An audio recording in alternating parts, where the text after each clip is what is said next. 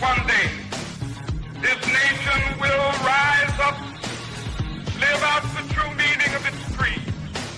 We hold these truths to be self-evident, that all men are created equal. Black Man Thinkin. Freedom is never more than one generation away from extinction. We didn't pass it on to our children in the bloodstream. The only way they can inherit the freedom we have known is if we fight for it, protect it, defend it, and then hand it to them with the well-taught lessons of how they in their lifetime must do the same. Black Man Thinkin. Anytime you throw your weight behind a political party that controls 2/3 of the government, and that party can't keep the promise that it made to you during election time, and you're dumb enough to walk around continuing to identify yourself with that party, you're not only a chump, but you're a traitor to your race. Black Man Thinkin. If we lose freedom here, there's no place to escape to. This is the last stand on earth. And this idea that government is beholden to the people, that it has no other source of power except the sovereign people, is still the newest and the most unique idea in all the long history of man's relation to man. Whether we believe in our capacity for self-government or whether we abandon the American Revolution and confess that a little intellectual elite in a far distant capital can plan our lives for us better than we can plan them ourselves. Black Man Thinkin. In this present crisis, government is not the solution to our problem. Government is the problem. Black Man Thinkin. Stanley Levy, Black Man Thinkin, here on the dominant force in internet conservatism, TalkAmericaRadio.us. Also, WDDQ, Talk 92.1 FM in Valdosta, Georgia. WJHC, Talk 107.5 North Florida Talk Radio. FreedomInAmericaRadio.com. And WLBB News Talk, AM 1330 and FM 106.3 in Carrollton, Georgia. Happy to be with you this day after Resurrection Day or Easter. Let's start with Betsy DeVos. We haven't talked much about her lately, although some events have surfaced about her.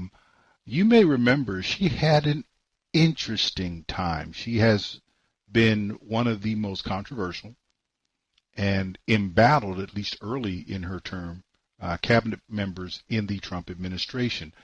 You may recall that she was barely, and I do mean barely, confirmed. On this vote, the yeas are 50, the nays are 50. The Senate being equally divided, the Vice President votes in the affirmative, and the nomination is confirmed. President. Majority Leader. I move to reconsider the vote on the nomination. Question is on the motion to reconsider. I move to table the motion to reconsider. Question is on the motion to table. All in favor say aye. Aye. All opposed? The ayes appear to have it. The ayes do have it.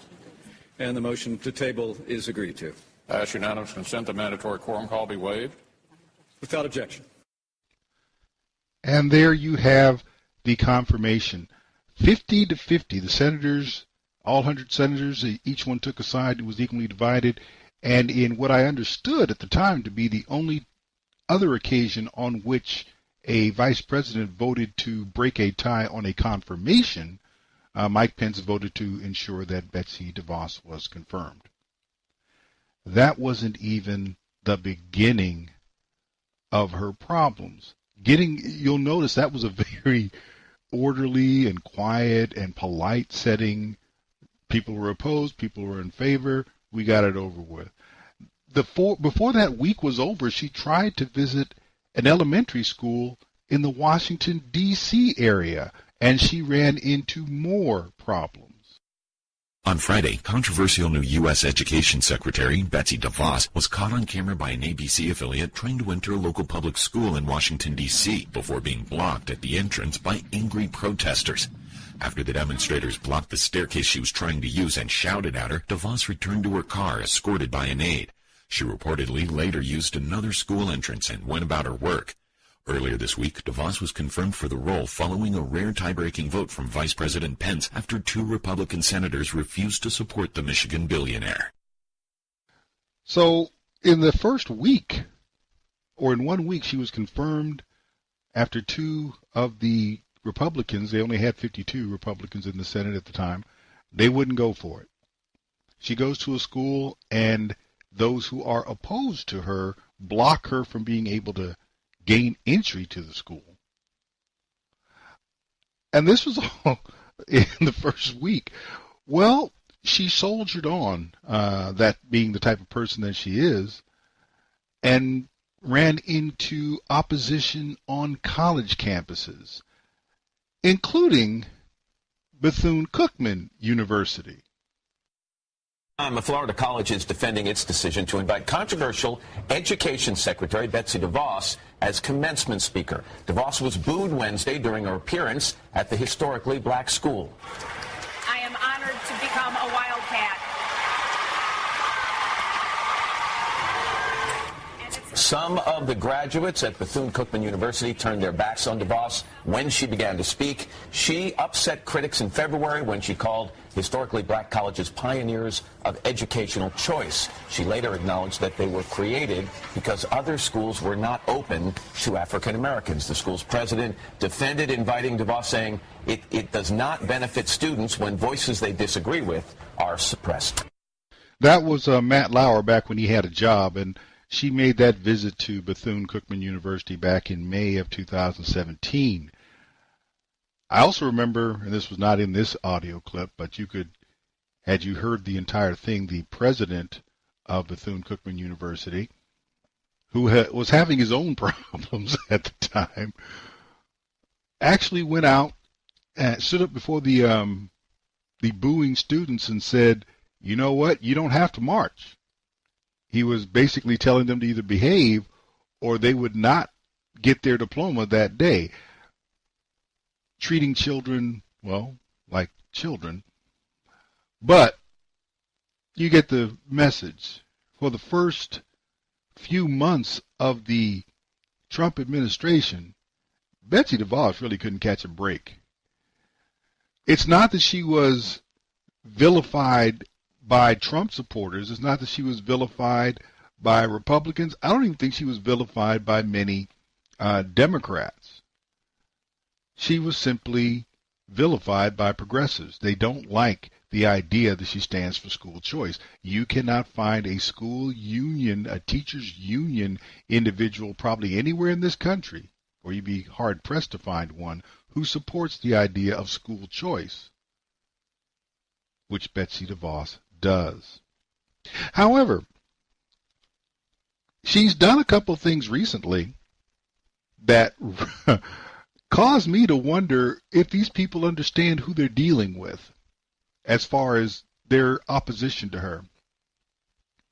Back in March of this year, so just last month, she announced full forgiveness of hurricane relief loans to 4 historically black colleges and universities, and those were Dillard University, Southern University, Tougaloo University, and Xavier University, all of those schools in the path of Hurricane Katrina. These loans had been on the books since 2005. She fully forgave them. It was $322 million worth of loan forgiveness. This, of course, from the racist Trump administration. I don't know that Barack Obama did that. Now, let's remember, Hurricane Katrina happened in 2005, and Barack Obama was president from 2009 through 2016. He didn't forgive these loans. He could have. Donald Trump, who just can't stand black people, told them that $322 million in loans that they owed the federal government, we're just going to forget about that so that you can get on about the business of doing your work. That's Betsy DeVos as the Secretary of Education, working for Agent Orange, doing something for black folks. Oh well. More recently, and this is where it gets interesting for me, more recently, Betsy DeVos did something that I think is even more important. National Review put out an article on the 27th of March, A Quiet Win at the U.S. Department of Education. Betsy DeVos has taken a lot of heat in the press, but she deserves credit for successfully standing up to her department's powerful employee union. That's where we're going with this. In a noteworthy development, DeVos's team this month radically revamped the collective bargaining agreement that governs the 3,900 employees at the U.S. Department of Education. The new CBA between the department and Council 252 of the American Federation of Government Employees includes big changes from the 2013 agreement negotiated under the Obama administration. Is anybody really surprised about that? I'm just asking. Under the old agreement, department employees were given only a solitary 48-hour window each year in which they could opt out of union membership. If they missed that, they were automatically enrolled. Guess what? Now they have a longer time. They get to decide for themselves. Henceforth, employees who wish to be in the union each year will be free to do so, and they will have an extended period in which to enroll, but they will have to actively choose to join. In other words, if you want to be in the union, you say so. The union doesn't get to just pick you up and put you in the union. Wow. Another thing that was going on in the old agreement is that union employees, union members, could do union work on government time. Now, they're going to have to do that work on their own time. Ooh, boy. The revamped accord also removes the requirements for pre-decisional consultation. Under the previous CBA, the department was required to consult the union before every agency-wide decision that could be construed as affecting the work of employees, such as transferring employees from one office to another, or even shifting employees from one project to another in the same office. Now the department only needs to notify the union of such decisions. Are you getting the message here? The unions no longer run the department. The department simply employs the services of union employees. That's the direction that you're going in. And that's, of course, as it should be. The bigger thing in this here is, if she's doing this to her unions, what could she possibly be empowering for other unions? Because the number one problem with education in this country, particularly public education in this country, is teacher unions. If they lose power, you might actually get real education in this country. So this is not a small thing for her to successfully oppose this union contract. And by opposition, I'm not saying she got rid of it, but she made sure the rights of those who are looking to have services performed by union employees, their interests are equal, if not more important, than those of the union members, because remember, the union members aren't the ones paying. Stanley Levy, Black Man Thinkin', will be back right after this.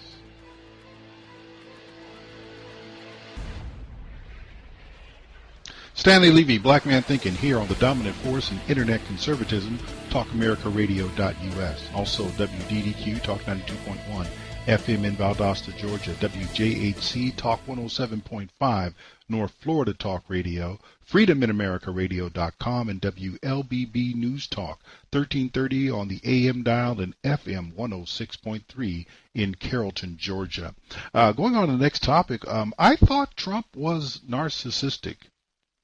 That is one of the many criticisms that his detractors have about him. And the reason I'm bringing this up now is what's happening at the VA puts that assertion and that accusation, if you will, to the test. Donald Trump fired a VA director, or Secretary of Veterans Affairs, who was approved 100 to nothing in the Senate. Happens to be a holdover from the Obama administration. But by March of this year, that same gentleman who had so impressed the senators at his confirmation hearing had come under significant criticism. At a televised cabinet meeting last week, embattled Veterans Affairs Secretary David Shulkin switched assigned seats to sit next to the president. Calls for his removal have hit a fevered pitch, with Trump political appointees at the VA calling for his removal, a shift in tone from the White House last week. Secretary Shulkin has done a great job. An Inspector General report revealed Shulkin accepted Wimbledon tickets and billed the taxpayer for his wife's travel. He's apologized and paid back the money necessary. Now the Inspector General is investigating whether his security detail was made to run personal errands and deliver furniture from Home Depot to Shulkin's home. The president is considering replacing Shulkin with Department of Energy Secretary Rick Perry, though today Perry told reporters he's not interested. I think Rick Perry would really shake the place up, and probably the VA needs shaking up. Adding to Shulkin's headaches is a generational divide among veterans groups. Those most seriously injured from the Iraq and Afghan wars want the VA to move faster towards giving vets the choice of seeing private doctors. This is very much of a generational issue. Younger veterans don't understand why we need to drive 20, 30 miles to get a prescription filled when we have a perfectly suitable pharmacy, 2 blocks away. Traditional veterans groups like the American Legion have come to Shulkin's defense and worry the president's supporters want to privatize the VA. Secretary Shulkin has done a good job. There's been more legislation passed and programs that have been created under Dr. Shulkin, so I'd be sad to see him go. Secretary Shulkin is an Obama holdover. He received 100 votes during his Senate confirmation hearing and was once a favorite of the president. Now he may be the next out the door. Brett? Jennifer Griffin at the Pentagon. Jennifer, thank you. 100-0 vote on his confirmation, but that was before he displayed such bad judgment. You got to remember Tom Price, who was the first HHS secretary under Trump, got shown the door for exhibiting the exact same bad judgment with respect to travel and other items that Shulkin did. This is about serving the people of America, not about making your life easier, political appointees. And not surprisingly, not long after that, he was out the door. Now, a couple of things that come out from that. Remember this, there is a generational divide. They call it a generational divide. I don't think of it so much of a generational divide, although I understand why they characterize it. Older veterans want the government to take care of them. Younger veterans are kind of like, why do I care whether or not the doctor or the pharmacy that gives me what I need is paid by the government? I don't care that they're government employees. You say I need these things, it probably costs less for you to allow me to go 2 to 3 blocks away from my home to pick up my prescription as opposed to drive to the nearest base to get it. Why is that a problem? Why are we trying to keep an organization that has 360,000 employees but can't seem to quite get it right?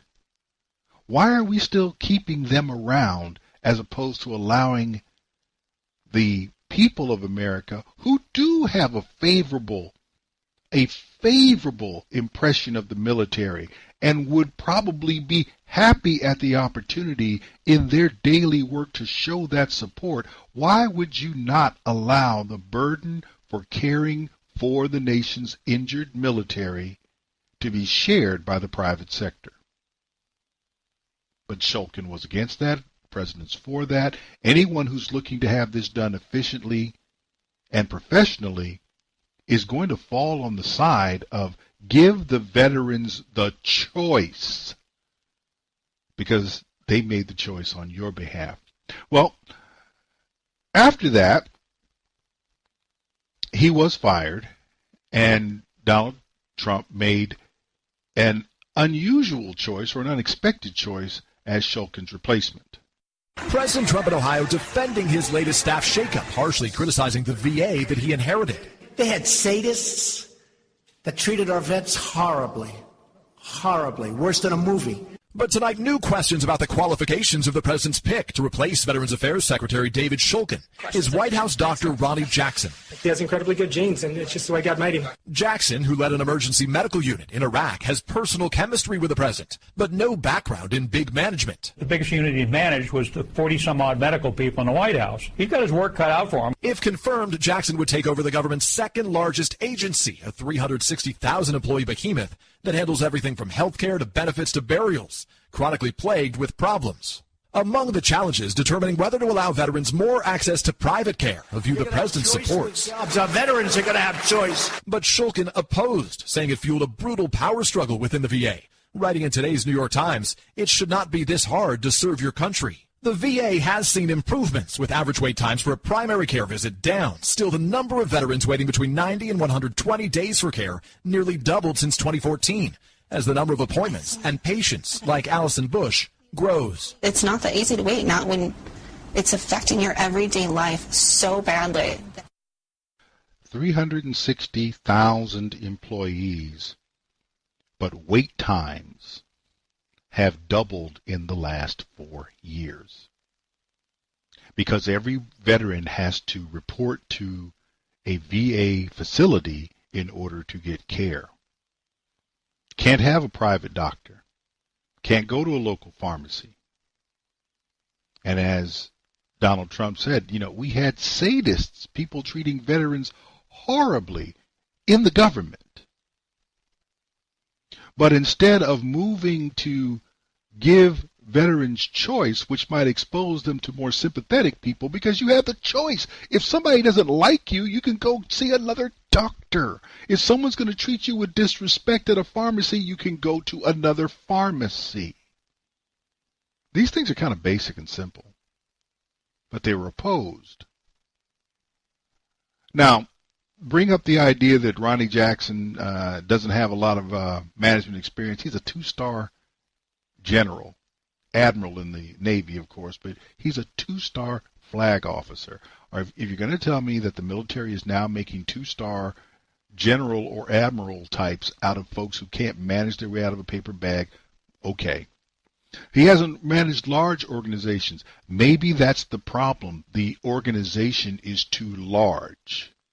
Maybe putting someone in there who doesn't know how to manage big organizations might lead to the organization shedding some weight. Now, of course, one of the reasons Donald Trump chose this guy, aside from the fact that he is a 2-star general, aside from the fact that he has a personal rapport with him, it was said that he liked the way he handled the press conference that was held with respect to his exam results back in January of this year. Now the news tonight coming in about the president's health. His doctor before the cameras late today, the president's health, his weight, his diet, and the cognitive test President Trump asked for himself. Here's ABC senior White House correspondent Cecilia Vega tonight.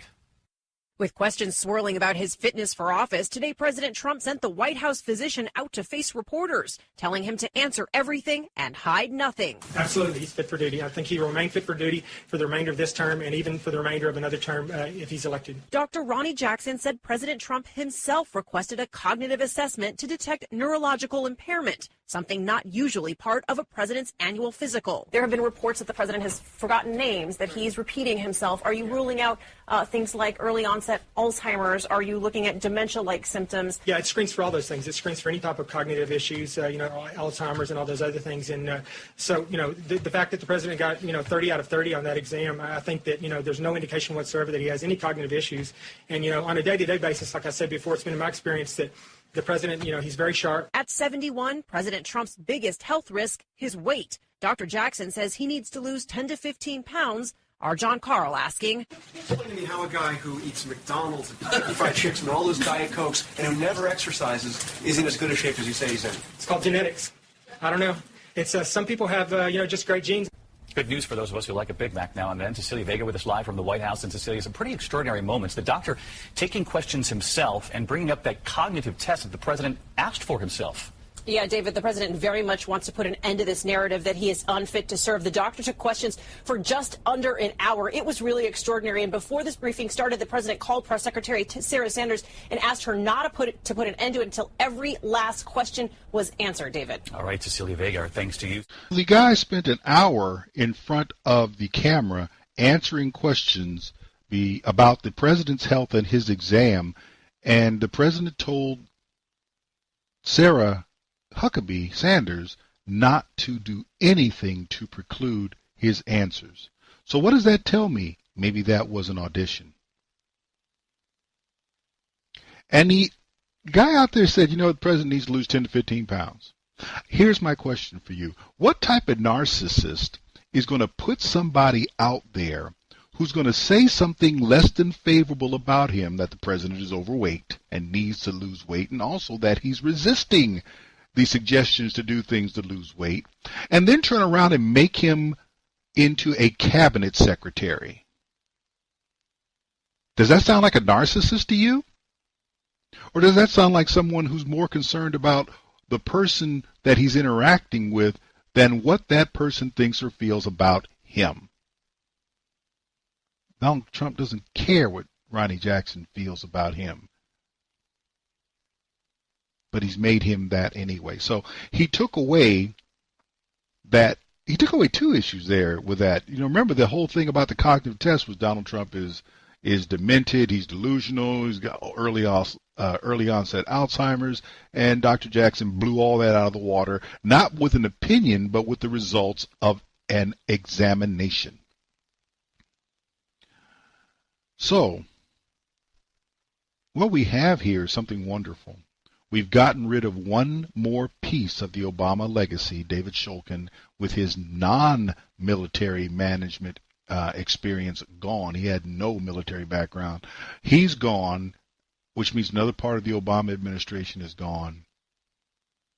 And the whole idea that Donald Trump is either deluded or suffering from dementia and is some kind of narcissist, that's a lot harder to sustain now. So we're back into the Make America Great mode, which I think is wonderful. Stanley Levy, Black Man Thinkin', will be back right after this.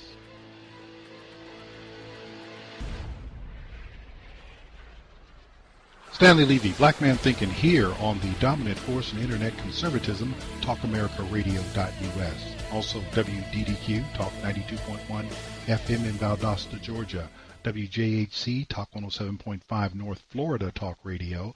FreedomInAmericaRadio.com, and WLBB News Talk, AM 1330 and FM 106.3. Well, the sea hag just can't help it. And we're talking about Hillary Clinton. Hillary Clinton has been trashing everybody. And what you've learned about Hillary Clinton since the beginning of the 2016 campaign, which would take us back into 2014, and actually even as Secretary of State before that, is Hillary Clinton is an arrogant SOB. Well, actually, I guess she'd be a DOB.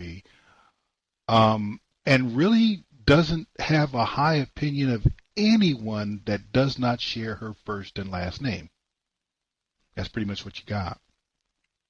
During the 2016 campaign, she infamously called half of Donald Trump's supporters a basket of deplorables. She basically wrote them off as, you guys don't support me because, you're just not about anything. You're not even worthwhile human beings, basically.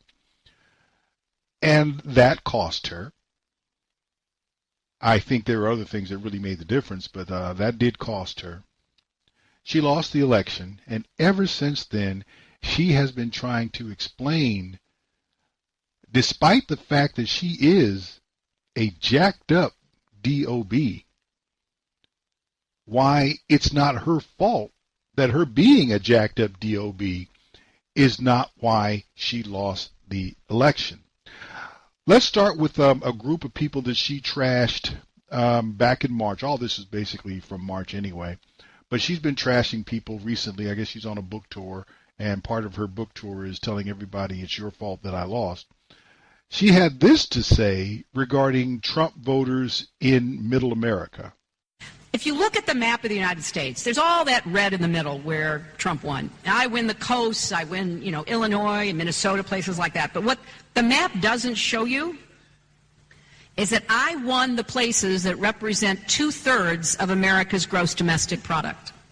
So I won the places that are optimistic, diverse, dynamic, moving forward, and his whole campaign, Make America Great Again, was looking backwards. You didn't like black people getting rights, you don't like women, getting jobs, you don't want to, see that Indian American succeeding more than you are. Whatever your problem is, I'm going to solve it.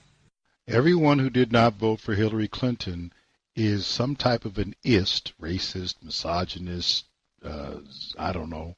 nationalist, and they just have this problem. There's nothing wrong with her. There's something wrong with you. Let's bear in mind something. Just here's a thought. The reason that liberals gave her 2/3 of the GDP in the country is because progressives and liberals have worked very hard to move the GDP out of the middle of the country, where industrial things like steel production used to drive the country and provide that particular commodity to the rest of the world. And they're tired of being looked over. They're tired of being told that they don't matter. They're tired of being regulated against, and therefore they did not support her. So basically, if you are not for Hillary, you're a backwards-looking Neanderthal who's racist and sexist and everything else. It's not the fact that the people that she overlooks now used to be the economic engine of the country. And they've seen what happens with policies that she favors. Couldn't be that. Now, another thing that came up is there are people within the party, the Democrat Party, who are telling Hillary, chick, you need to knock it off. Matter of fact, maybe you need to go have several seats. Well, she's not really trying to have any of that. President Trump spending the holiday weekend at his resort in Florida. And while the president's trying to keep his administration looking forward, there are many who are still fascinated and haunted by the past. Correspondent Peter Ducey is in West Palm Beach tonight. Good evening, Peter. Good evening, Shannon. We've just heard a rare concession from a Clinton. The 2016 Democratic nominee, who once wrote a book called Living History, now wishes she could rewrite some of her own disparaging comments about Trump supporters. But she's not saying sorry, and she's not going anywhere. In the heat of battle and political back and forth, I've said things that, I would like to take back. But that doesn't mean Clinton is done complaining about her failed campaign. Now, she's accusing anyone advising her to leave 2016 in the past of being sexist. I was really struck by how people said that to me, mostly people in the press, for whatever reason, like, go away, go away. And I had one of the young people who works for me go back and do a bit of research. They never said that to any man who was not elected. The White House is scoffing at Clinton's claims of gender bias. She's wrong comparing herself to those male candidates, Republican and Democratic, who lost presidential elections as well. They were much more gracious about it. A famous Democrat who has been keeping a much lower profile this year is set to help candidates cash in. Former President Obama reportedly ready to campaign for Senator Claire McCaskill at a fundraiser in California. So the 44th president is getting ready for the midterms, just like the 45th, who is now testing out a new campaign pitch for infrastructure. We probably have to wait till after the election because the Democrats say don't give him any more wins. So as lesser-known Democrats try to dip their toes into the pool of 2020 contenders to gain traction or shape talking points, the 2016 election is still being relitigated. And the most prominent Democrat still talking about it is Hillary Clinton. Shannon? All right, Peter Ducey in West Palm Beach. Thank you, Peter. Here's what I find interesting. She said no one ever told a man. She found some person, she says, to go back and research it. No one ever had to tell a man, or no one ever told a man who'd lost a presidential election to go away. Well, there's a reason for that. They didn't need to be told. Very recently, you didn't hear about either Bush, either 41 or 43, having much to say once once their successor had taken office.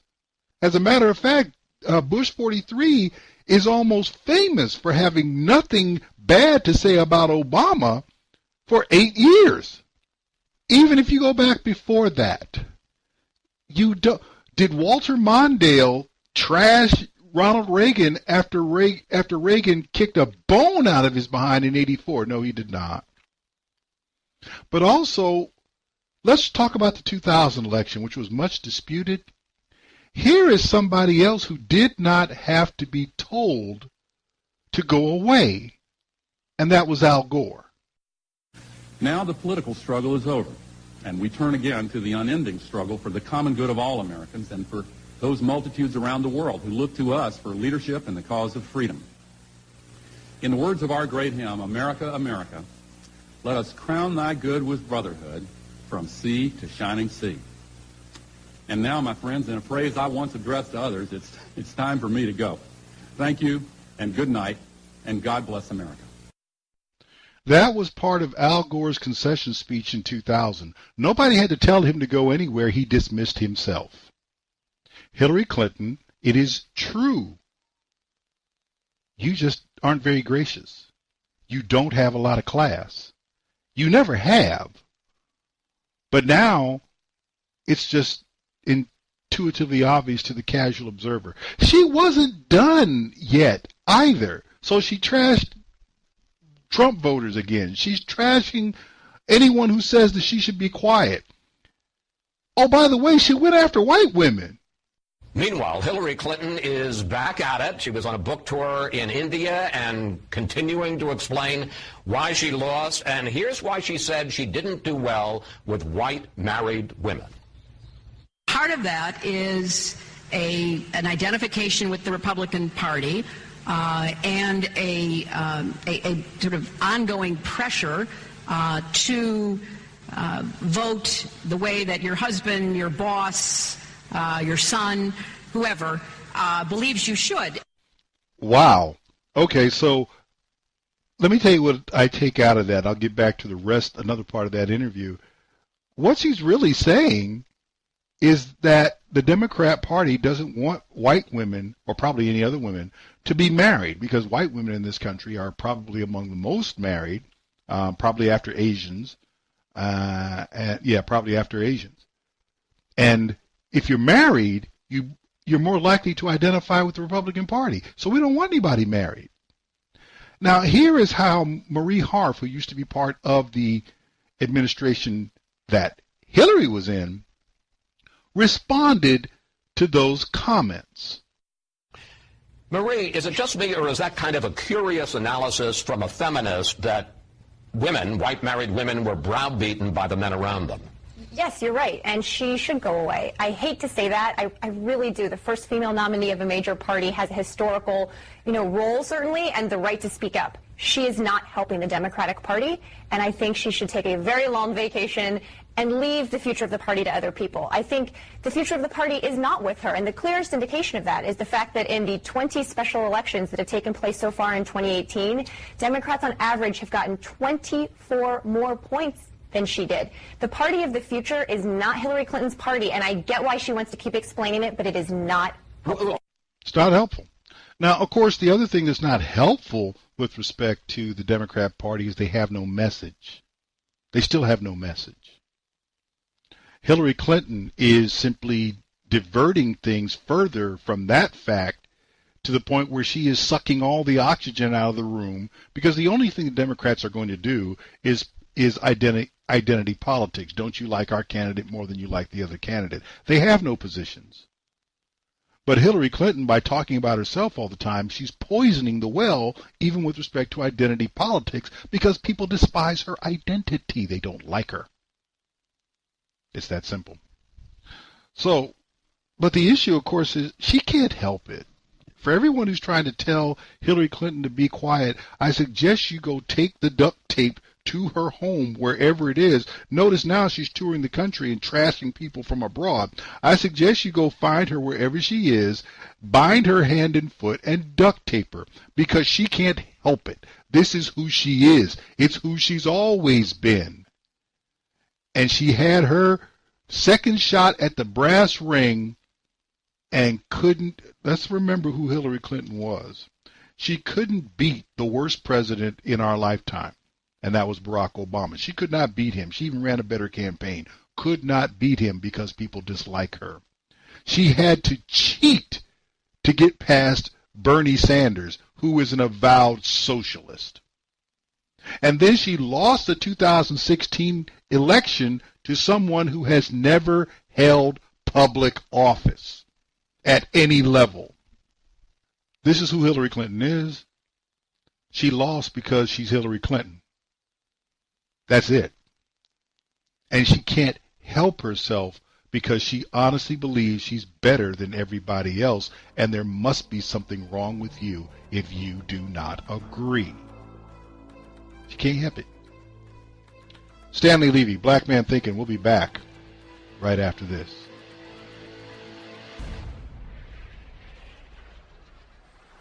Stanley Levy, Black Man Thinking, here on the dominant force in internet conservatism, TalkAmericaRadio.us.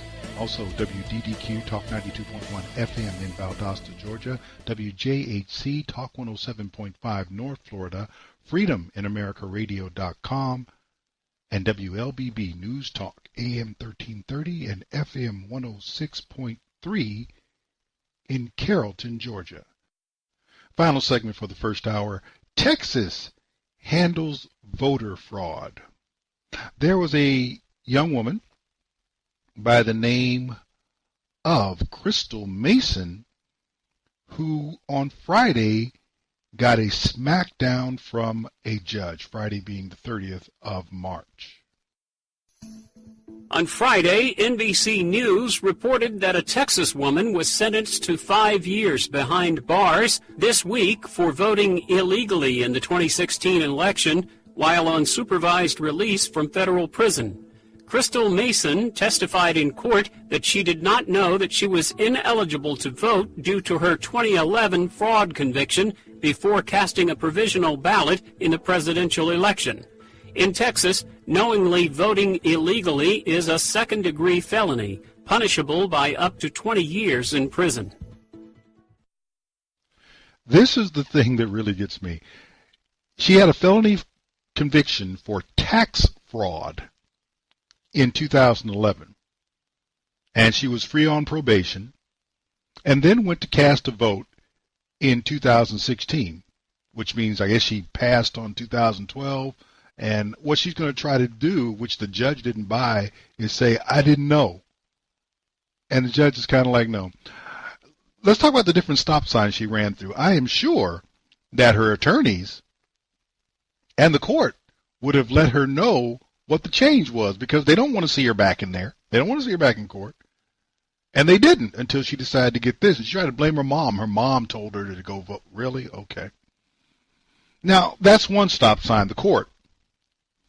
Another stop sign she ran through was when she went to her voting place, her polling place, because here's the thing, her name wasn't even on the rolls, which means, now in many states, and I can't say about Texas because I don't live there and I'm not that familiar, many places will send you voter information with your name and address on it because you're a voter on the roll.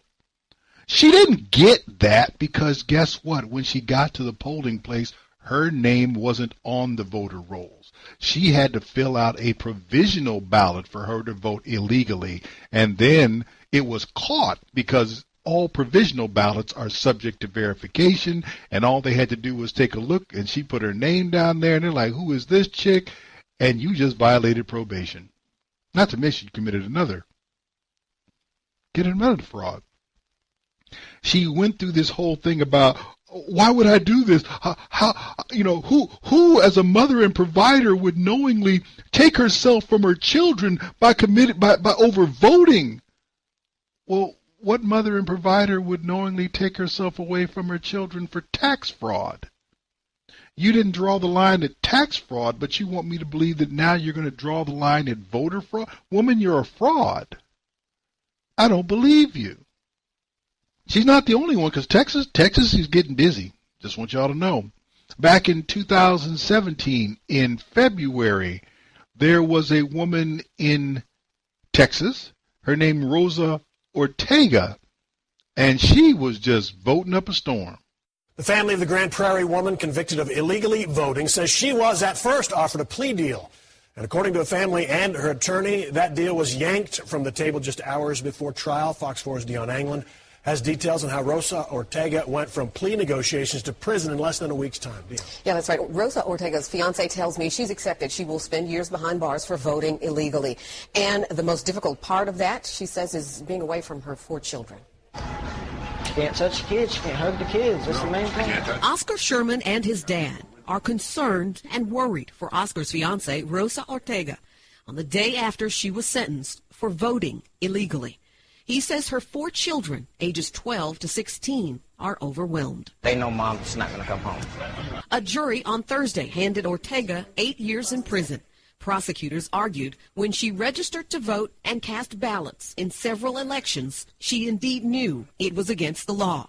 Ortega claimed she never knew there was a difference in the rights of a permanent resident and a U.S. citizen. She's all worried about the little things. What's also hard for Sherman is knowing that prosecutors offered Ortega a plea deal, and she accepted it, an arrangement to educate others in exchange for dismissing the felony. You're going to go talk to the Senate in Austin and tell them, yeah, I did wrong. Admit that you did wrong. Admit you did wrong. You knew the difference. Then go to speakings with immigrants. You know, people are coming to this country and explain, hey, you can't vote. But that deal, Ortega's attorney confirms to Fox 4, evaporated 72 hours before trial without any explanation. Sherman believes the political pressure from President Trump's claim of widespread voter fraud is no coincidence. What's going on? What is certain is that Ortega's future now includes prison and deportation. I mean, I really think, you know, this whole sentence and everything, they just want to make an example of her. Now, the Tarrant County District Attorney has responded to the family and their attorney's claim. Sharon Wilson's office, in an email stated, in part, this was simply not an immigration case. There was no plea agreement. There were plea negotiations, as in every case. Now, Sherman today told us Ortega's 4 children are being cared for now by their biological father. Heather, back to you. All right, Dion, thank you. What I find fascinating is how whenever you find a progressive woman who gets herself in trouble, she wants to hide behind her children. There's no difference in my mind between Crystal Mason, Rosa Ortega, and every woman who has come here and given birth to an anchor baby saying, now you can't deport me because my child is an American citizen. There's no difference. Using children as human shields is the stuff of progressive dogma. And it's the same thing that the Iraqis did during both wars that were waged against them by the United States. They did it during Desert Storm and Operation Freedom. They did all that stuff. Put the kids and the women out in front of the tanks so that you had to fire over them to get to the people you want to kill. They're doing the same thing now. You can't do this to me. What about my children? Well, why didn't you think about your children? And remember, it's not just a judge in the case of Rosa Ortega. A jury concluded you knew what you were doing. So now what you want us to do is, because your children who have nothing to do with your wrongdoing are going to suffer because of your wrongdoing, that you shouldn't be punished for your wrongdoing, and they didn't buy it. Now, before you go saying that these are isolated instances just in Texas, well, let's talk about Ohio. There's a woman there who got, my goodness, back in 2013, got a 5-year prison term for illegal voting. Isn't that interesting? That was Meloise Richardson. She got busy. Also in Hawaii, in Ohio, Marguerite Cluse, who's a nun, got pinched and convicted of felony illegal voting in the 2012 election.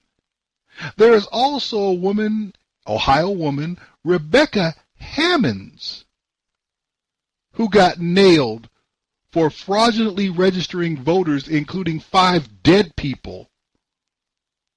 And that was involving the 2016 election. It's not just Texas and it's not just Ohio. Arizona, back in 2012, Arizona makes example out of a few caught voting twice. Illegal voting, voter fraud, particularly on the part of Democrats. Not exclusively on the part of Democrats, but particularly and overwhelmingly on the part of Democrats, has been going on, to my knowledge, since the 1960 election that Richard Nixon chose not to contest. That's just the way it is. And I just talked to you about Ohio, Texas, Arizona. Go look up ACORN. ACORN, that organization that was finally defunded by Congress and which I think employed Barack Obama for a time, that was a voter fraud factory. You go look them up in voter fraud, just do a internet search on ACORN and voter fraud and watch your computer blow up. And they include felony convictions, by the way. What about, he said, illegal voters?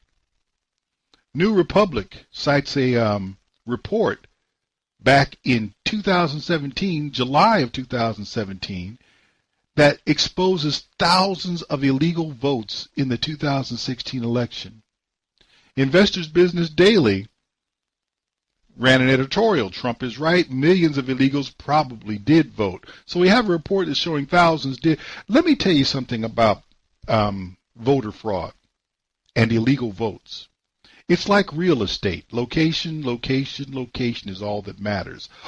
You want to say that Hillary had all her votes? Here's the thing. If you were taking some of those illegal votes in California and spread them in some other states, then Hillary would be in the White House. And if you think the Democrat Party doesn't know that the issue is not how many, but where they are located as we go into 2018 and 2020, you're fooling yourself. These people are horrific. They're coming for you. And every one of these things, voter fraud, immigration, is a way to take America down without firing a shot. And the only way to deal with it is dispassionate enforcement of American law. Not cruel enforcement, but when people violate the law presumptuously, compassion is not the answer. Enforcement is. Let me turn this over to my good friend, Ron Edwards, and then we'll be back with hour 2 of Black Man Thinking. When it comes to national security, some people don't know nothing and got that mixed up. Hello, I'm Ron Edwards. On today's page from the Edwards Notebook, for decades, millions of illegal border crossers have been pouring into our republic with ease. As a result, America has approximately 33 million illegal border crossers. Many receive better health care than millions of sovereign Americans. It is also estimated that 1 million foreign terrorists and or gang members are seeking who to kill, steal from, rape, sell drugs to, or capture for human trafficking. One of the best ways to protect a nation is to secure the borders with a wall and strict enforcement of keeping illegal border crossers out. Unfortunately, just to spite Trump, many in Congress want our borders to remain porous. Economically, it is a $160 billion price tag to us taxpayers. So when retired General Marty Dempsey claimed that President Trump's request to divert money from the military budget to pay for the wall would create a shortfall, I concluded his open borders tendencies has impaired his judgment. When the wall is completed and the border secured, there will be an immediate $160 billion savings in the cost of dealing with illegal border crossers. No nation can remain strong or even survive if its borders are not secure. Anyone elected to Congress who does not want to secure our borders should be denied their security. I'm Ron Edwards. Sponsored by the Tri-County Liberty Coalition. I have a dream. One day, this nation will rise up, live out the true meaning of its creed. We hold these truths to be self-evident, that all men are created equal. Black Man Thinkin. Freedom is never more than one generation away from extinction. We didn't pass it on to our children in the bloodstream. The only way they can inherit the freedom we have known is if we fight for it, protect it, defend it, and then hand it to them with the well-taught lessons of how they in their lifetime must do the same. Black Men Thinkin. Anytime you throw your weight behind a political party that controls 2/3 of the government, and that party can't keep the promise that it's made to you during election time, and you're dumb enough to walk around continuing to identify yourself with that party, you're not only a chump, but you're a traitor to your race. Black Men Thinkin. If we lose freedom here, there's no place to escape to. This is the last stand on earth. And this idea that government is beholden to the people, that it has no other source of power except the sovereign people, is still the newest and the most unique idea in all the long history of man's relation to man. Whether we believe in our capacity for self-government or whether we abandon the American Revolution and confess that a little intellectual elite in a far distant capital can plan our lives for us better than we can plan them ourselves. Black Men Thinkin. In this present crisis, government is not the solution to our problems. Government is the problem. Black Men Thinkin. Stanley Levy, Black Man Thinking, here on the dominant force in Internet conservatism, TalkAmericaRadio.us. Also, WDDQ, Talk 92.1 FM in Valdosta, Georgia, WJHC, Talk 107.5 in North Florida, Freedom in AmericaRadio.com, and WLBB News Talk, AM 1330 and FM 106.3. Welcome to Hour 2. Not all of California is a sanctuary.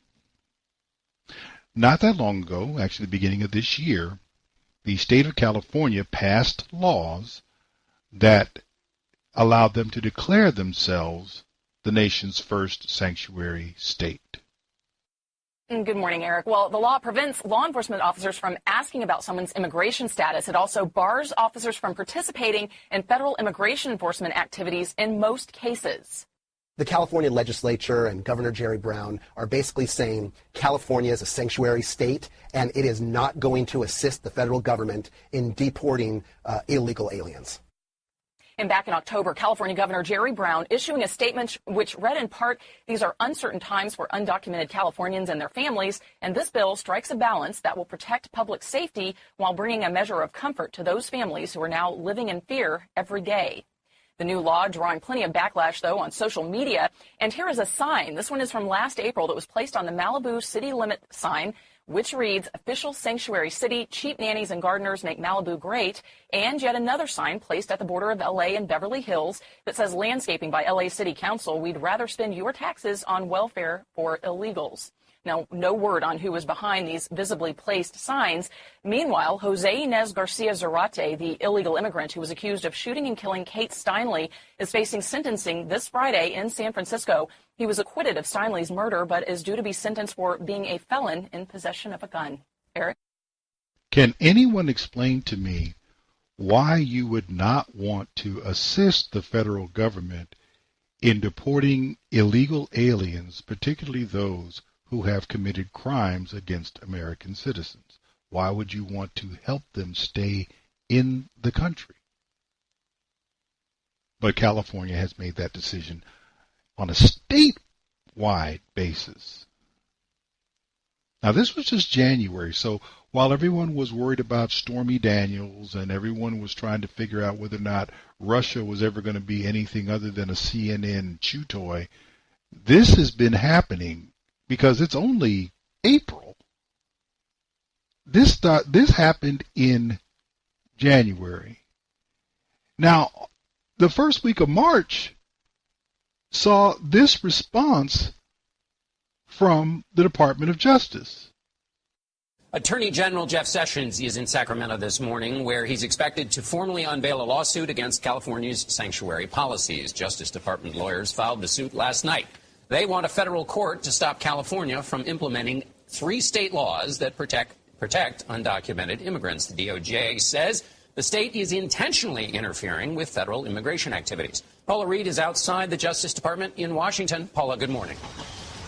Good morning. This lawsuit is just the latest development in this escalating feud between the Trump administration and states like California and other sanctuary cities. Now, this lawsuit alleges that the state of California is violating the U.S. Constitution by passing state laws that preempt federal laws. The governor of California pushed back against the lawsuit last night, tweeting, "Jeff Sessions has come to California to further divide and polarize America. Jeff, these political stunts may be the norm in Washington, but they don't work here." Sad. Although it's important to note that the state of California has sued the Trump administration numerous times. The Trump administration has then previously threatened to withhold money or even federal agents from California unless the sanctuary cities agree to identify and hold suspected undocumented immigrants. Now, the Justice Department is also considering charging state officials who interfere with federal immigration activities. Now, Justice Department officials tell me they're also reviewing other sanctuary cities across the country, and they have not ruled out the possibility of additional lawsuits against those jurisdictions as well. Nora? All right, Paula, thank you so much. One of the major campaign themes in 2016 was combating the negative effects of illegal immigration, particularly criminal illegal immigration. Now, you could say that the people supported that for a very simple reason. We have enough problems with the folks that belong here. Maybe we don't want any extra help in the area of criminality. The Trump administration has, by going after California, made it clear that they intend to act on that campaign pledge. I would argue that they may have been able to do this sooner if it weren't for the nonstop criticism, nonstop allegations and assertions, investigations, and circus that most of the media, or much of the media, has made in criticizing Donald Trump for everything that they can think of. Bless their hearts. Now, what I find interesting is Trump's willingness to go after California seems to have sparked something else that may have been laying dormant in the state, perhaps, and almost certainly would have been less likely to occur had Hillary Clinton won the election. For example, Orange County doesn't support what California has done. The Orange County Board of Supervisors today passed a resolution condemning California's sanctuary state law and saying it will fight that law legally as well. Seeing none, that passes with all members present. That leaves us to... All right. Sanctuary state status is a very disputed issue in the mostly conservative Orange County. SB 54 has been dubbed the California Values Act. It restricts state and local government and law enforcement from assisting federal immigration agents in certain situations. The small Orange County town of Los Alamitos already passed an ordinance that declares the city exempt from the state law. And today, Orange County's Board of Supervisors voted 4-0 to pass a resolution that blasts the state sanctuary law. We must be certain that we are not providing assistance to undocumented immigrants who have chosen not to follow the rules. We need to look at every tool available to ensure public safety in the general public and homeless population. Now, Orange County supervisors also say they're going to legally challenge the sanctuary state law in court. Orange County is taking action against the state of California. Orange County is in California. I know it's also in Orange County, Florida, and probably Orange County is in other states as well. But Orange County, California, is taking an action. And they intend to perhaps join the Trump lawsuit against the state capital in Sacramento regarding sanctuary cities. Remember, Orange County is having problems both with illegal immigrants and homeless, which include some illegal immigrants as well. The same problems that they're having up in San Francisco, where you have all kinds of trash, including human waste and hypodermic needles, spread out over different areas in different cities. And then, of course, there is the criminal element as well, and they're fighting back against this, saying we can't have the idea that we cannot help the feds remove these people because the state has no way to remove people from their jurisdiction simply because they're not citizens. Only the federal government can do that. So they're not on board. And that was on the 27th of March. So we went from the state of California declaring themselves a sanctuary state in January, and then 2 months later the Fed sued them. And in the same month, Orange County says they intend to join that lawsuit. Oh, there's another county as well. San Diego is considering the idea.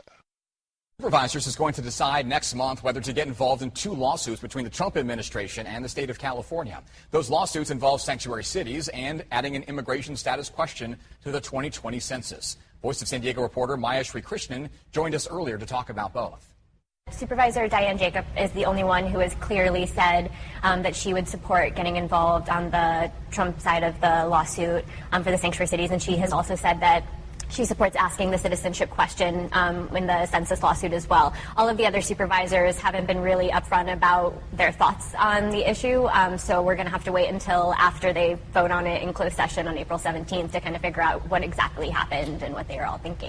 Meanwhile, earlier this week, Orange County's Board of Supervisors voted to join the lawsuit. Here's what I really find interesting about this. The 2020 election, with respect to the electoral votes, last count was 55 in the state of California, are now officially up for grabs and all are in play. Why do I say that? Donald Trump, being the type of guy he is, he's actually going to challenge for those, and he's challenging for those, making the assertion that the state of California is not representing all of their citizens, maybe even most of their citizens.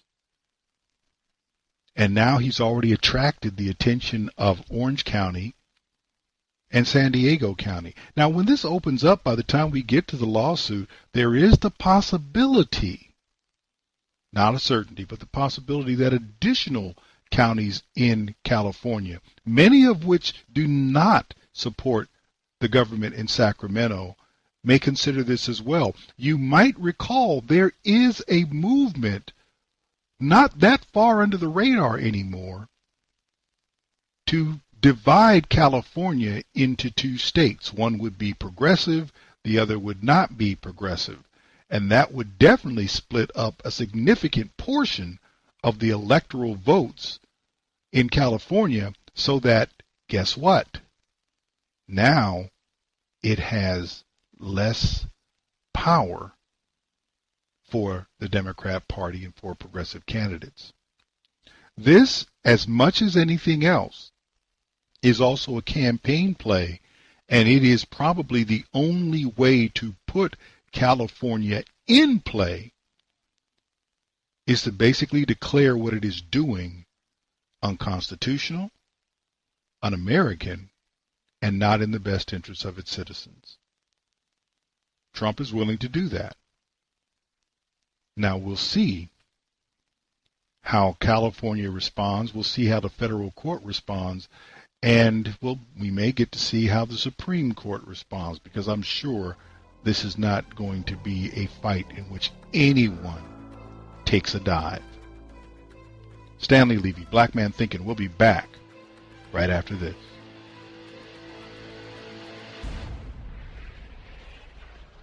Stanley Levy, Black Man Thinkin', here on the dominant force in internet conservatism, TalkAmericaRadio.us. Also, WDDQ, Talk 92.1 FM in Valdosta, Georgia. WJHC, Talk 107.5 in North Florida. Freedom in America Radio.com. And WLBB News Talk, AM 1330 and FM 106.3 in Carrollton, Georgia.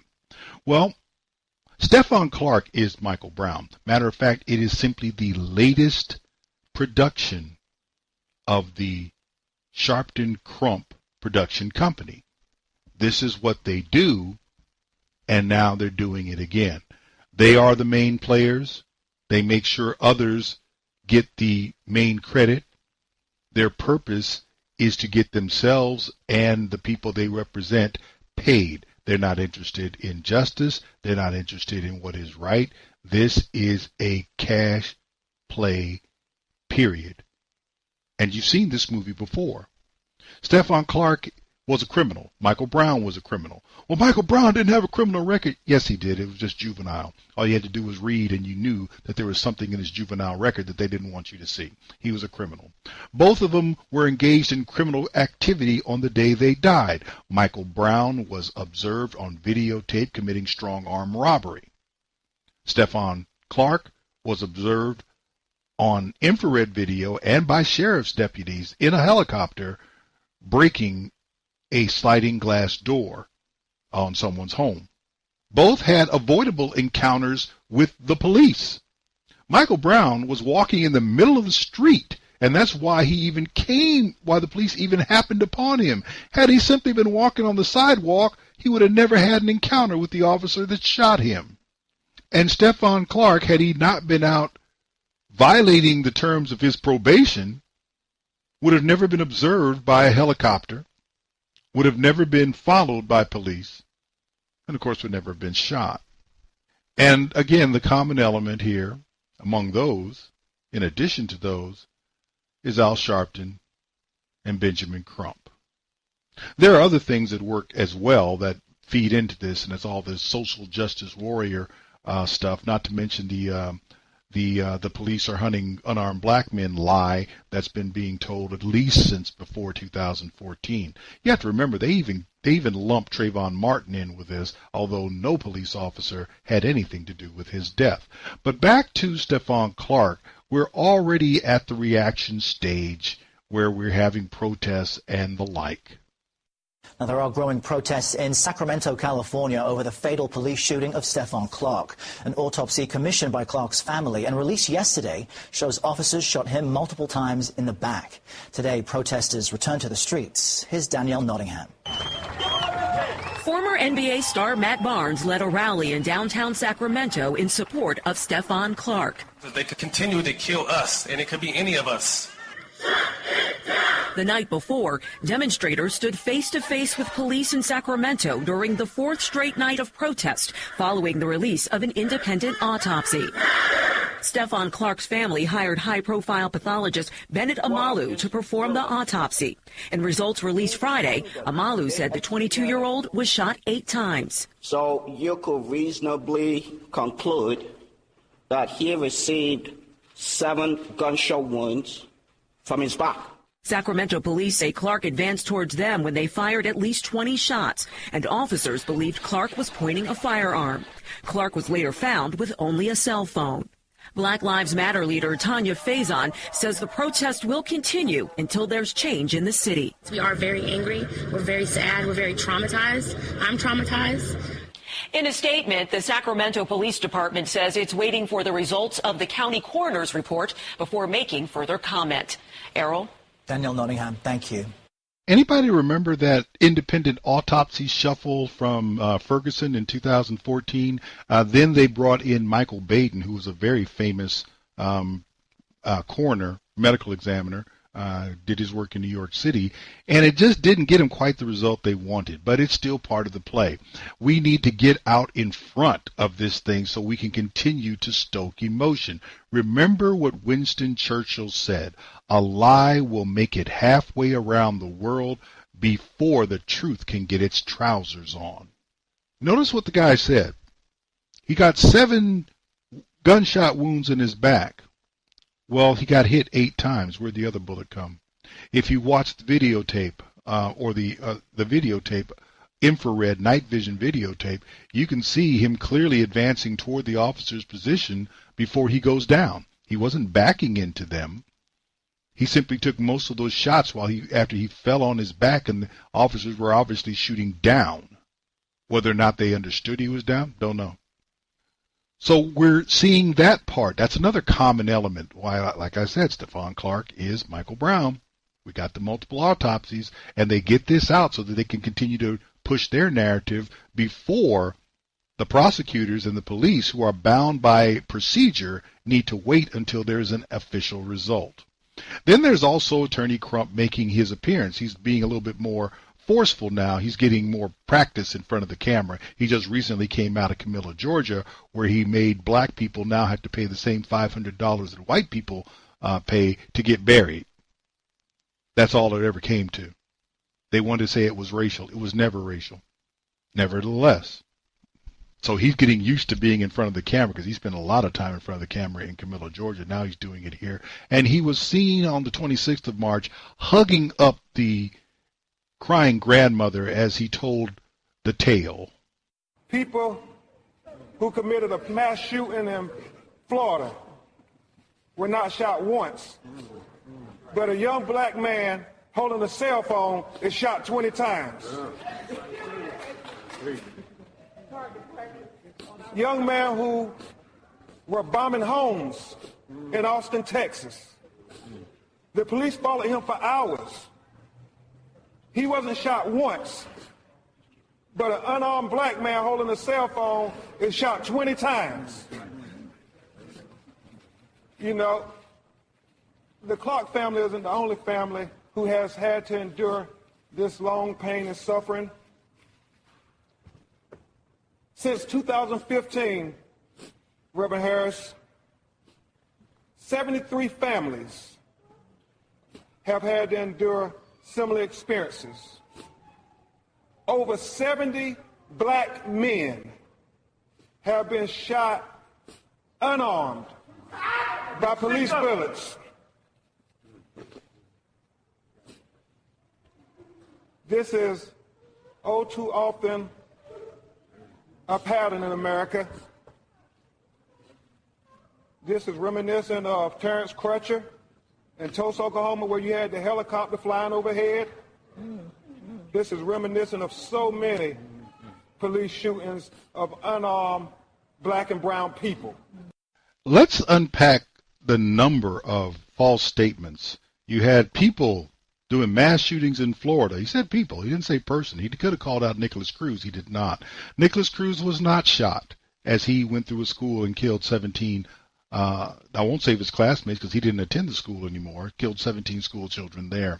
However, the guy who lit up 49 people, 51 I believe, and sent them to their death at the Pulse nightclub in Orlando, Florida, he did die.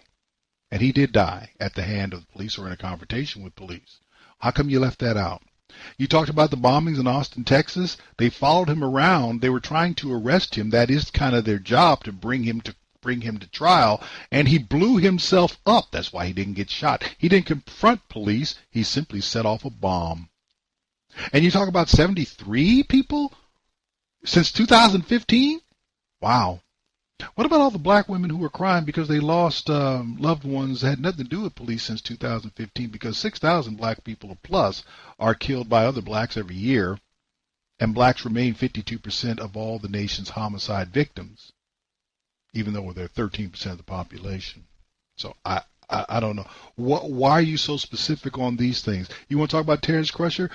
How come you don't want to talk about the fact that Terrence Crutcher was on PCP and at least one other drug at the time of his death, and the only reason he encountered police is because of his erratic behavior in the street that caused two people, and I heard the 911 tapes, both of them sounded like black females who called the police to complain about some idiot in the middle of the street. Yeah, he was unarmed. He was also uncooperative. And because of that, erratic people who disobey police commands don't usually come out of things very well. They're doing the same thing over and over again. And now, of course, we're adding, of course, you have to have people speaking at rallies. And now they've dug up Jamelia Land, who is apparently a friend of the family. And she had this to say on the 31st of March at some daytime rally on behalf of not Stephon, but not Stephon Clark, but Stevante, his brother. His brother Stevante is suffering from post-traumatic stress disorder. Stevante has lost 2 of his brothers. I was over at Stephan's gravesite yesterday, where he is buried on top of his 19-year-old brother. Stevante has lost his older brother. He has lost his baby brother. And he is losing some of his mind.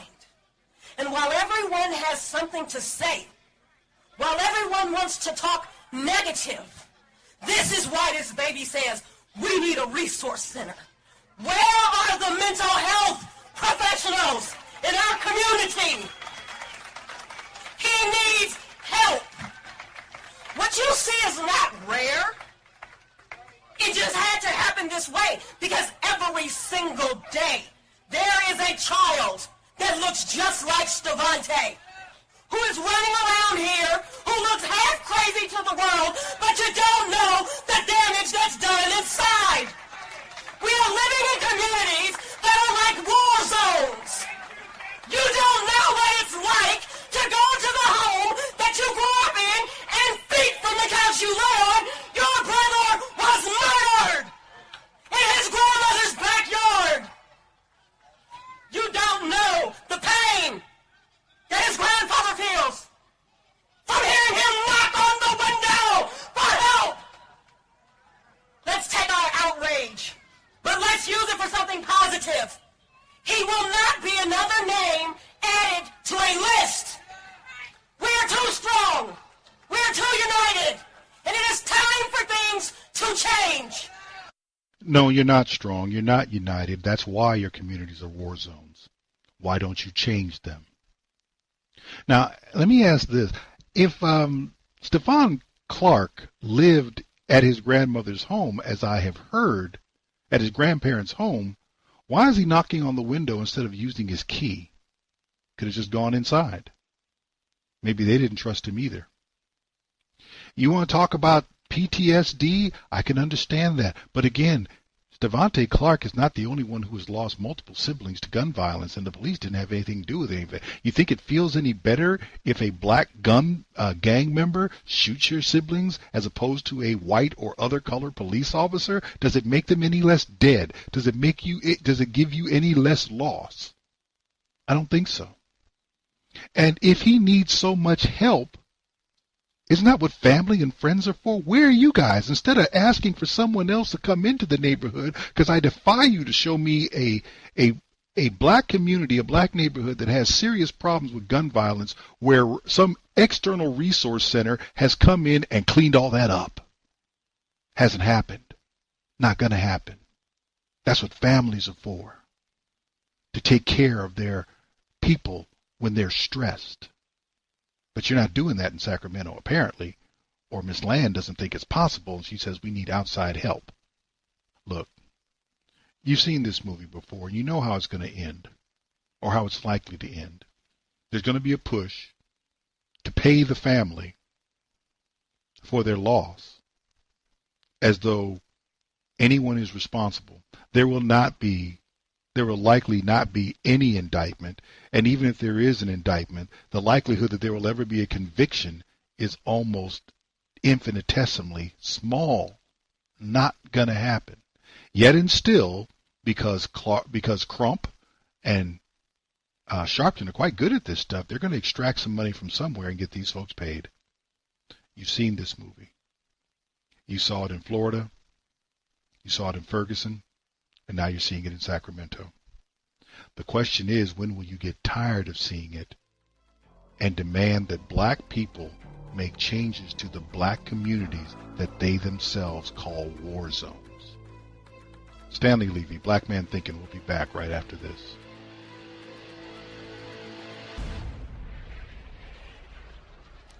Stanley Levy, Black Man Thinkin', here on the dominant force in internet conservatism, TalkAmericaRadio.us. Also WDDQ, Talk 92.1 FM in Valdosta, Georgia. WJHC, Talk 107.5, North Florida Talk Radio, FreedomInAmericaRadio.com, and WLBB News Talk AM 1330 and FM 106.3 in Carrollton, Georgia. Ask yourself this question. What happens when you fund abortion? And I ask that question because of the recent omnibus spending bill that was signed into law, which actually did fund abortion. It didn't provide much, if hardly any money, for the border wall that was campaigned on and that Donald Trump won on that as part of his platform. It didn't do anything for immigration. It didn't bring about any comprehensive immigration reform. It didn't even bring about a deal to support the DACA community. And the president, which in something with which I disagreed, was willing to give them a way to stay in the country legally. And he gave Congress 6 months to work that out. And, of course, the Democrat Party decided that they didn't want to do that because at the end of the day, they're not trying to help anyone with any of their policies. They're simply trying to find a way to keep identity politics going long enough for them to gain power by having people vote on what they believe the Democrats could possibly do. But when Donald Trump called their bluff and said, fine, do something, you got 6 months, they did nothing. So when you fund Planned Parenthood, which is what did happen, you funded abortion. You didn't get the wall. You didn't get the immigration, not even the deal that was promised, the deal to assist those in the DACA community. You got none of that. You betrayed the electorate because they were looking for those things. And they had actually gotten to the point where they were willing to stomach something on behalf of DACA eligible people. They were willing to deal with that. They didn't like it. And it wasn't the Republicans that ran away from it. It was the Democrats who did. But the Democrats were the same ones who kept saying that this is so important. But if it was so important, then how come between 2009 and 2011, when they had the presidency and majorities in the House and the Senate, did they not address this? How is it that it came up as an executive order and not a law? Because they never thought that that was a priority. They simply knew that it was a way to keep certain members of the Latino or Hispanic or whatever community you want to call it. I'm not certain. Those south of the border are not necessarily all one of anything. But to keep that community that is here in the United States, and those who are, including those who are here not legally and yet vote, how do you keep them out of the hands of the Republicans? And that was one of their methods. But when it came time to turn that into something concrete, they demonstrated that they don't have any more concern for the Latino or the illegal immigrant community. They have no more concern for them than they accuse the Republicans of having. All you had to do was you could have just got together with Trump. Trump was on board. And forced the hands of the Republicans, but you didn't. You know what else you end up when you fund Planned Parenthood? You start exposing certain things about the Democrat Party. The Cardinal of New York, Archbishop, I guess, has made it clear that he believes that the Democrat Party has simply turned its back on Catholics. All I can say is, you think? What was your first clue? Did you not figure that out when they had a problem with God being part of the platform at the 2012 convention, and God was actually booed along with Jerusalem being the capital of the state of Israel? That got booed at the 2012 Democrat National Convention. And Catholics, of course, are famously anti-abortion. But the Catholics have always been anti-abortion, and the Democrat Party has always been pro-abortion. I don't understand how those two entities ever came together in the first place. If the idea of life is fundamental, how did Catholics end up as Democrats to begin with? That should have been a break that was put in place in 1973 and nobody should have turned and looked and expected the other to still be there. Nobody. The worst thing that happens, however, when you fund abortion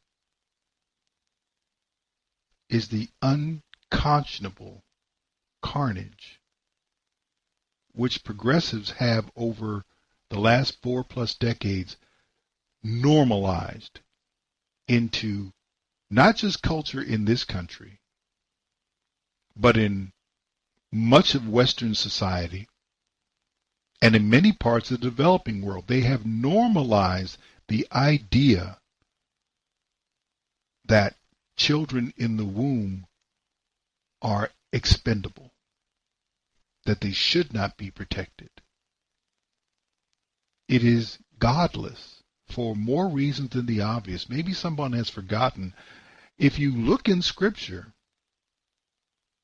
I know a lot of people don't like to do that, but if you look in Scripture, in I believe it's 1 Timothy chapter 2, it says that the woman will be saved by childbirth if she continues, so long as she continues living a good life and being a good person. That is going to cover for her part in the initial transgression in the Garden of Eden, because she is the one that ate first. She is the one that was deceived. To basically advocate that she abandoned that leaves her where? Where does that leave her? Well, she still has value. You don't hear what I'm saying. No one questions her value. We're talking about her standing. Where does that leave her? And how many children have we killed? At least 55 million. Yet, Senator Kirsten Gillibrand of New York put out a tweet on the 25th of March, "We can't let Republicans defund Planned Parenthood and put women's health at risk." Really put women's health at risk? Is abortion a healthy thing for a woman? To have someone go into your womb and violently remove what grows there as a course of nature? That's safe? That's good health practice? Of course, you know Planned Parenthood has come out and done that. You know what else you get when you fund Planned Parenthood? You get tweets like the one that came out of the Pennsylvania chapter where it says, you know what, we need a Disney princess who's had an abortion. That's what we need. We need to go full on with this agenda, and we need to further endorse it into families and indoctrinate it into young girls. We need a Disney princess to let every little girl know that it's okay to have an abortion. This is what happens when you turn around and fund Planned Parenthood with taxpayer dollars. Or you're trying to say they wouldn't do it without? I said, I don't know what they would do without it. I'm telling you what they're doing with it. This is wrong. And until you stop it, well, you know, it's legal, and the Constitution doesn't protect abortion. The Constitution doesn't even protect this mythical right to privacy. That's just an interpretation. The question is, do Americans believe that anyone who is conceived has a right to life? Do they have it? And if they do, then those who would infringe upon it, no matter who they are, should be resisted. For women who do not want to have children, you got a couple of options. One is do not have sex. The other is there are a plethora of effective measures to prevent conception. Use them. But if you choose not,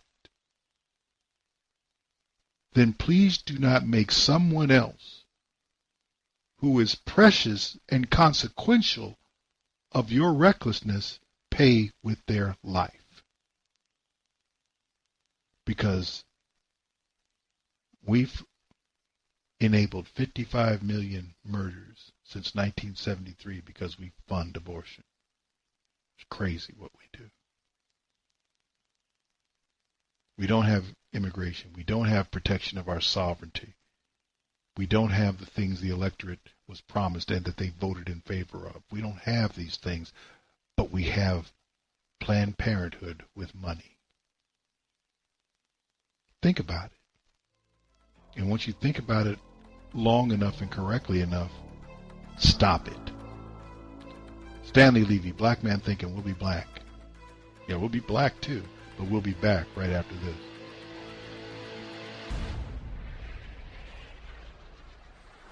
Stanley Levy, Black Man Thinking, here on the dominant force of internet conservatism, TalkAmericaRadio.us. Also, WDDQ, Talk 92.1 FM in Valdosta, Georgia. WJHC, Talk 107.5 North Florida. FreedomInAmericaRadio.com. And WLBB News Talk AM 1330 and FM 106.3 in Carrollton, Georgia. Final segment of the show.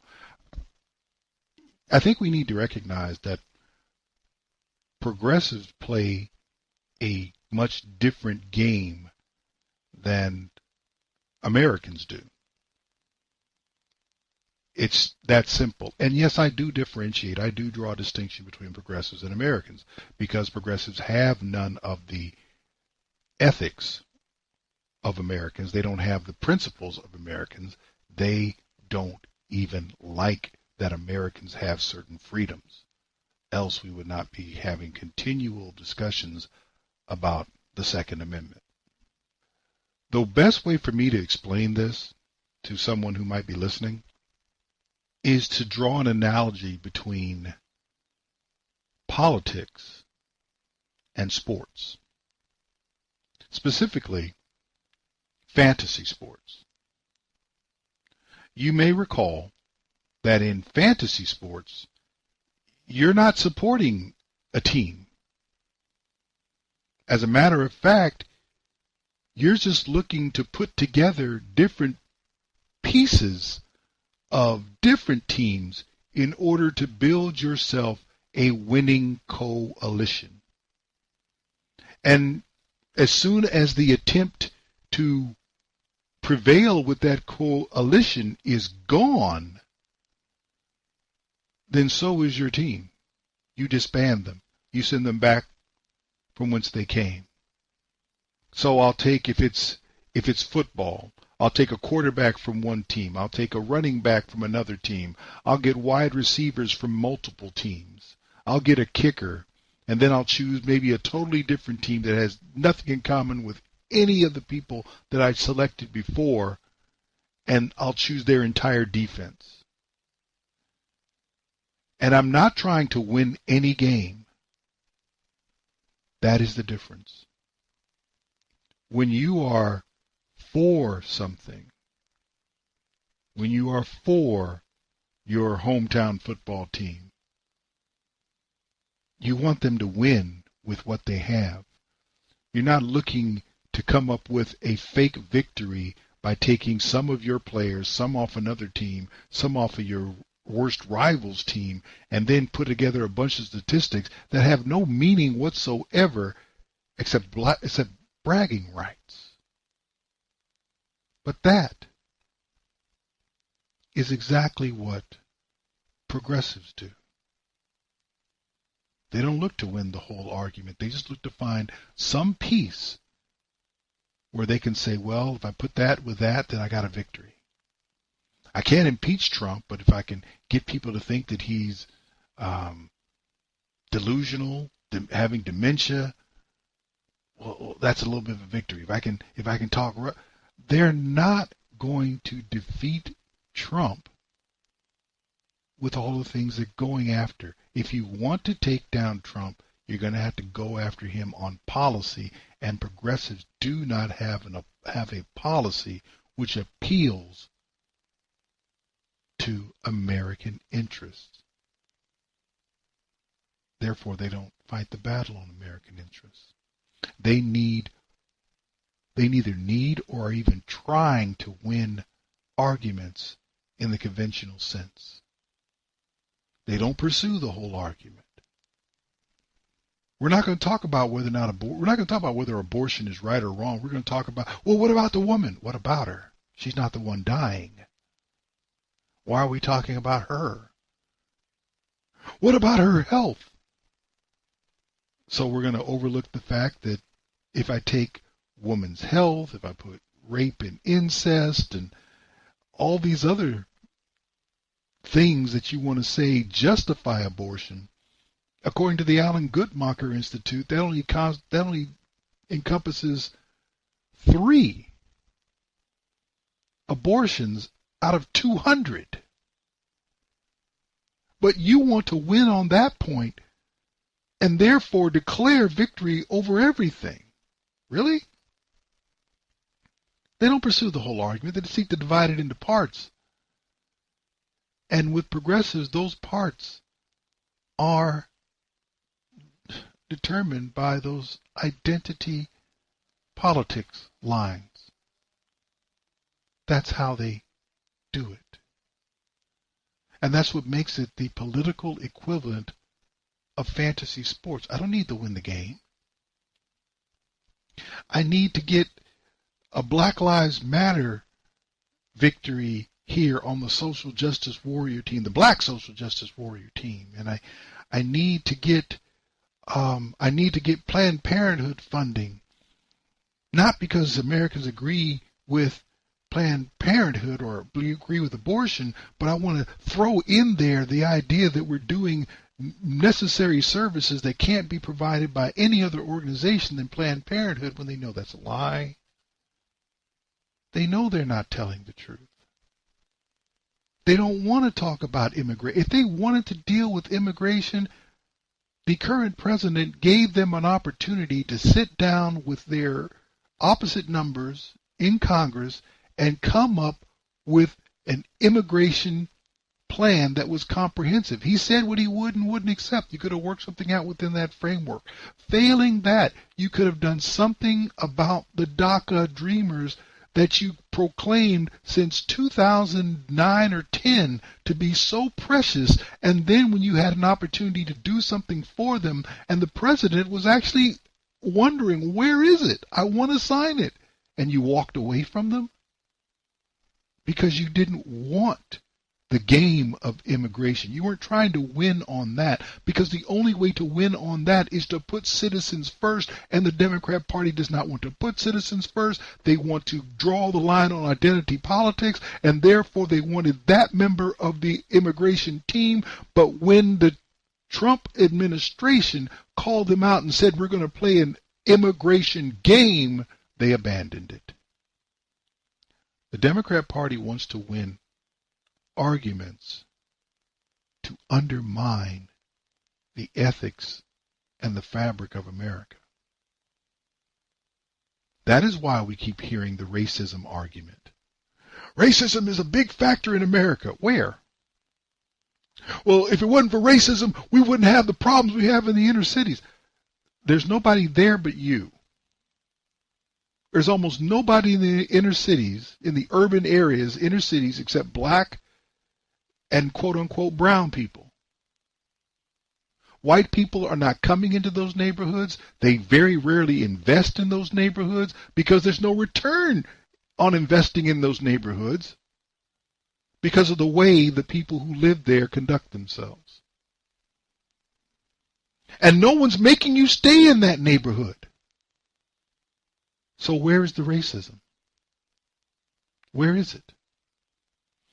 The continual blame, the continual parceling out of people, of interests, into quote-unquote winnable arguments. I think the proper colloquialism nowadays is talking point. Progressives love talking points. And they love to twist the conversation around, because if all they're going to discuss is their talking point, then when you try to move to something else, they already know how to trip you up. Well, that's not what we're discussing right now. What do you mean that's not what we're discussing right now? Well, you need to stay on topic. Really? If you keep playing this game, you cannot prevail over progressives. If you keep playing fantasy politics, you cannot prevail over them. When you force them into the discussion of what is real, that is when they are exposed. That is when you throw water on the wicked witch of the West. Because as long as they can have their talking points, the police are hunting unarmed black men. Really? Can you show me some statistics on that? They can't.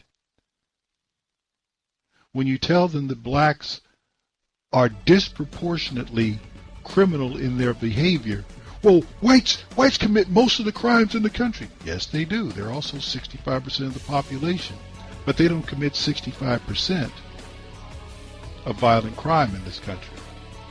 They underperform there. While blacks, who are 13% of the population, commit 28% of violent crime. They're also on the hook for being 52% of the nation's homicide victims and more than 40% of identified homicide perpetrators. So once you go per capita on them and see, well, who is doing this violence? That's when the discussion has to change focus, because now you've caught them. You cannot allow this to continue. You're going to have arguments with progressives about things that matter to Americans.